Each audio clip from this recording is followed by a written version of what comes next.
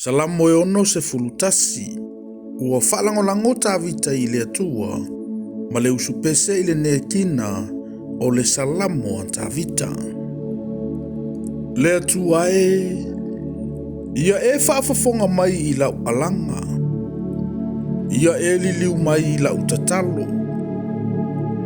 O te walau antu ia te oe aile ngā taanga o le nu, pe a whaavaivai lo uloto, ia e taitaina au i le papa e sili o na mawalunga i a te au. Awa ua whai oe mo umalu. O le olo malosi ai le waita mai. O te nofo e whaavavau lava i lo fale whita whai. O te whatua tua i le paolo a pa au. Awa o oe le atuae.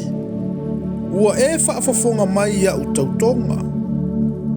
Na e fo ina maile tofio e mātatau i lo suafa. E te whaawalo ina le soifua o le tupu. Ia avea o na tausanga i au tūpulanga. E tie o ia e whaavavau i lungo o le atua.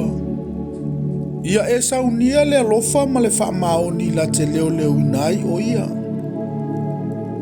O na o whaipese ngai lea i lo suafa e whaavavau. Ina ia o avatua i le aso ma le aso, o mea na o tauto ai.